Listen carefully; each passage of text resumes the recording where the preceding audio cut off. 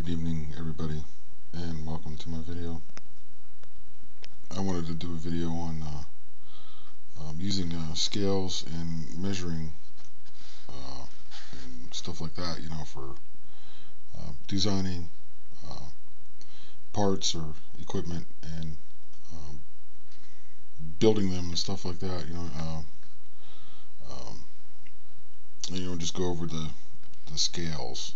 Okay, this scale here is a very old scale. And if you can see that right there, that says 4:1. So this scale is telling me here is if I go from 0, which is right here, and I go over to here, right there, that's 1 foot. Okay, that's what this is, a scale. It's scaling 1 foot down to this big, right here. Okay, so from here to here is 3 feet on the scale. Okay, but this one here is kind of a crazy scale, so I'll put that one over there.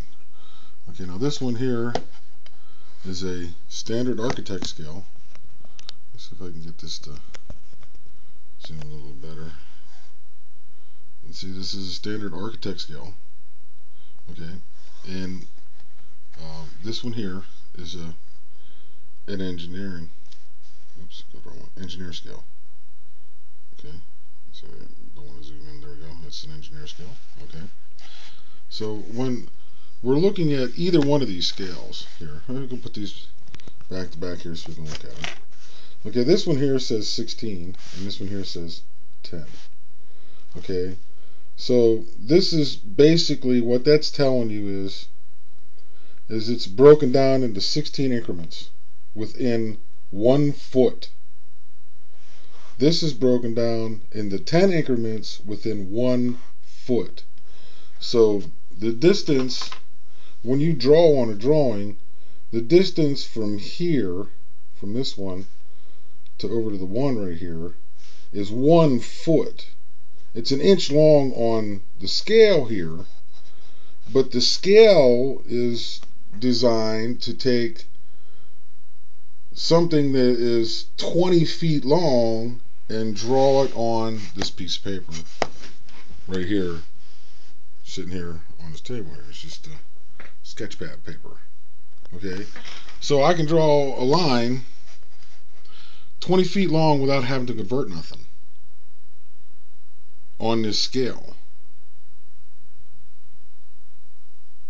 Okay, actually I could do it 10 foot long on this piece of paper because right here would be 10 foot with the 10 mark right here. So that's 10 foot. Okay, so from going from this 0 right here to right here is 10 foot. Okay, now if I wanted to do a 20, I could go to the 20 scale, which is right here. Okay, so then this from here to here, from there to there, is 1 foot. Okay, so if I go from 0 to here and down here, I got 20 feet. So I can use the 20 scale to draw a 20 foot long building on, or to draw a 20 foot long line on this piece of paper. So if I draw a line that's that long from there to there, then that line's 20 foot long. That's what it represents on the paper. Okay, these scales are designed for scaling a large object on a paper. And it's the same if you buy like a little plastic triangle that has this scale on it, this engineer scale. Okay, it's still the same thing. The 0 to 1 represents 1 foot, not 1 inch. The space between each one of these little lines right here represents 1.2 inches. Okay, so that is for taking a large object, like say you want to draw your own house, design a house. But you can use that square to do that with. Okay, if you want to measure a part, then you have to get a machinist scale. Okay, and this is gradated 30 seconds on the top and 64ths on the bottom. I can't really zoom into it. It doesn't want to. It doesn't want to do it. Okay, but you can see there's 1 there and 2 there, 3 there. Okay, this is for measuring a part. So we can measure this little trash can right here. Right, I set this thing flat on the table, and then I take this little slide down, and I touch the top of the can, and then there is the perfect dimension. That's how big it is, down accurate to a 64th of an inch. Okay, so that's uh, a machinist scale. Now you can get these. This is a 6-inch one, but you can get them in like 12 inches and 18 inches, I think, or 16 inches or something. You can get bigger ones. Now, if you want to be really accurate, say like you need to measure a bearing journal, then you need to use a set of calipers or a set of micrometers. And the vernier scale, like that's on a set of micrometers, that's a scale that is accurate to like 10,000ths of an inch. Okay, so that's how you measure something very accurately, is with like a set of calipers that have a vernier scale on them. You can get vernier calipers, and you can get vernier micrometers and stuff like that that measure very, very accurately. Okay, so it just depends on what you're measuring and what you're doing. You could use something like this to build something with pretty accurately. You can scribe things to be cut. You can measure things that need to be, shaped certain ways or whatever. With something like this. Okay, you don't want to use this. That's not what these are designed for. These are designed for scaling a large object and putting them on a small piece of paper. That's what they're for. So that is what this gradient right here is for.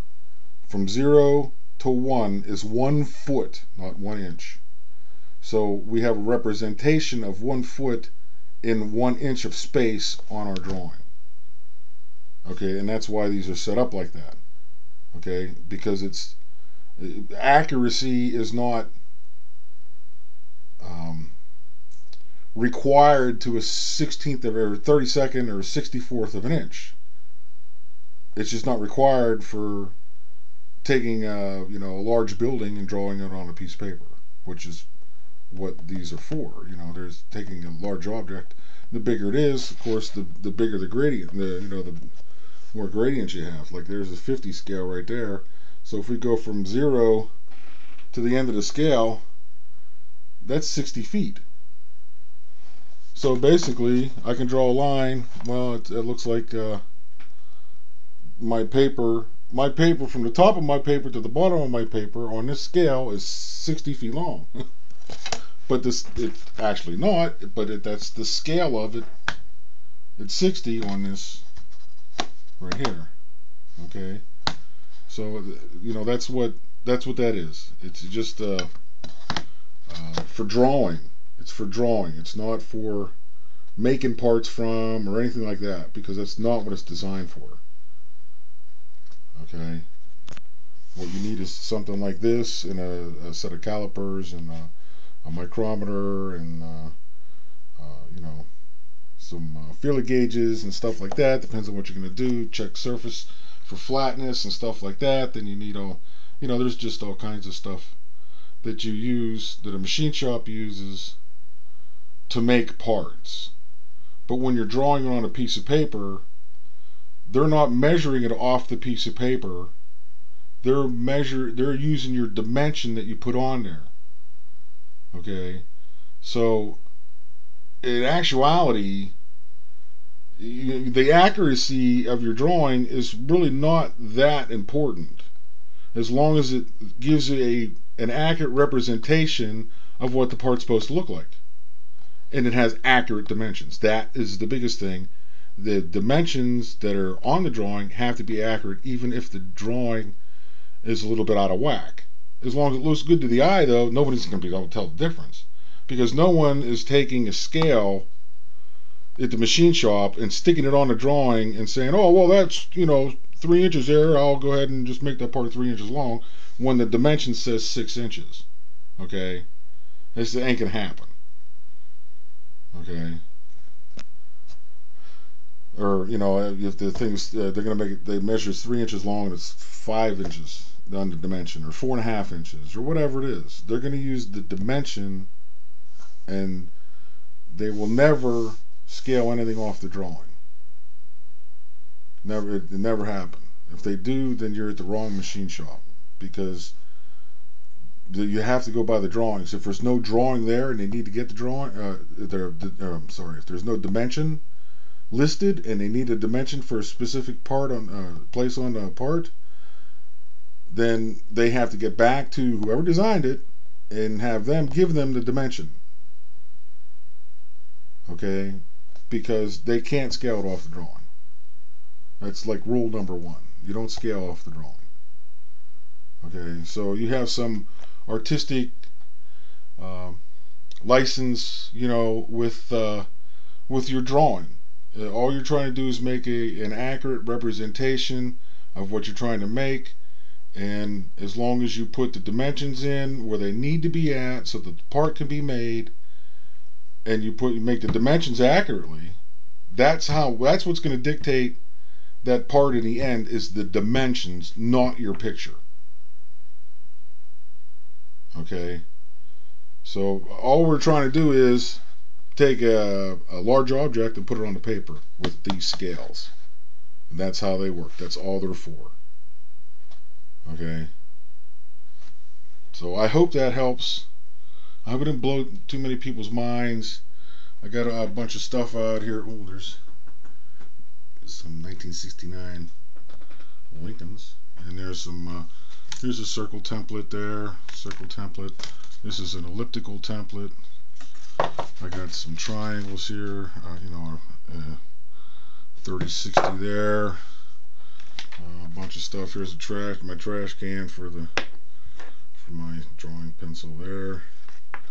A couple of protractors there. I got some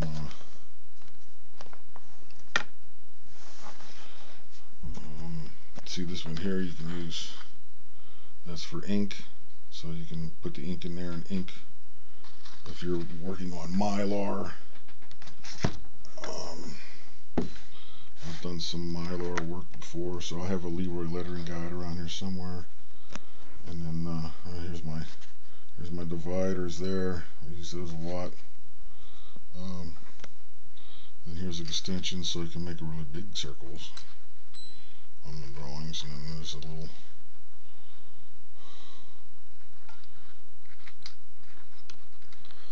okay.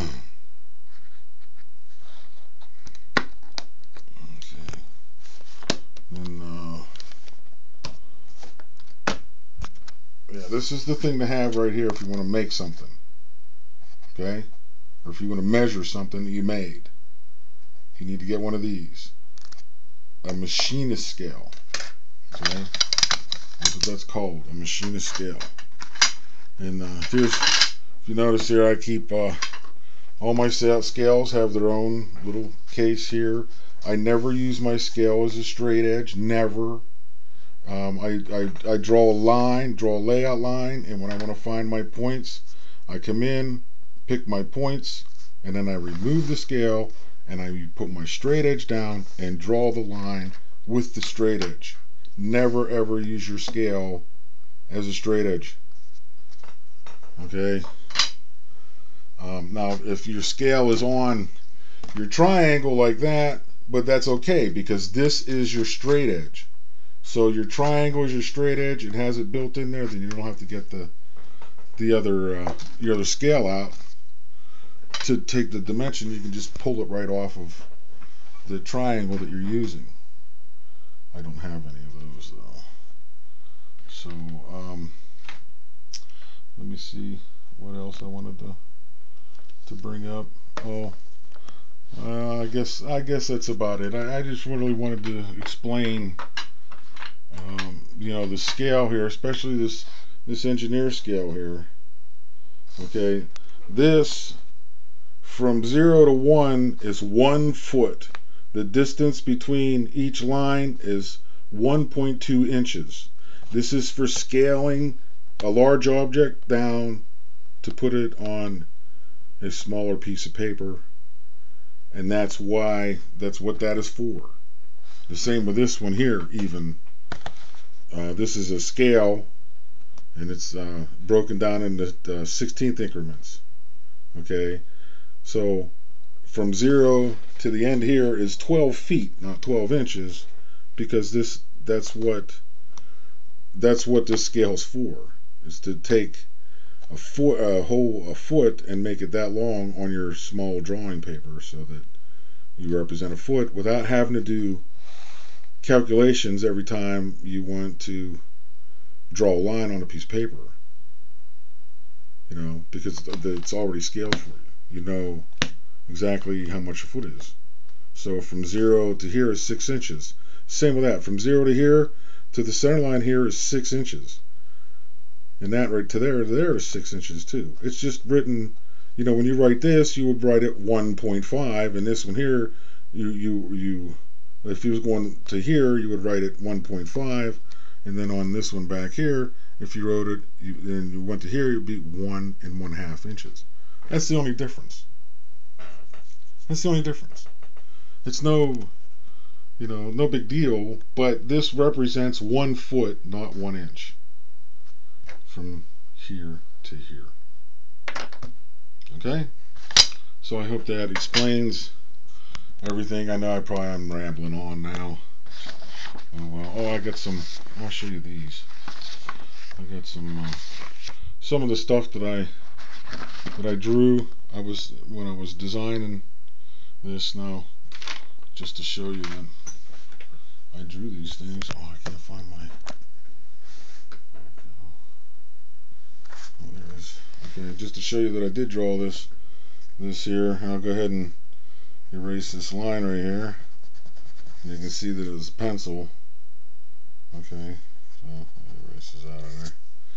So ain't no big deal. But yeah, there's one of my. I drew this thing I don't know how many times, like 14 or something like that. And I got the last couple times I did it, I got a whole bunch of the detailed drawings done and all kinds of stuff. I was really far into it, and I decided to change it. You know, I ran into something that I saw that I didn't like, so it was time to start over again. So here's one of my renditions of the base right here. Let me try to zoom out a little bit here. Of course, now you won't be able to see the lines, because it's just the layout lines basically. Well, there's started the object line there. See how the object line is thicker than the layout lines? So there's a big rotor there. Another rotor, different ideas, and then just kind of peter out on that. But you know, these are still attached to the thing there, so you know, I didn't stick them in there, you know, because people say, oh no, you drew that by hand.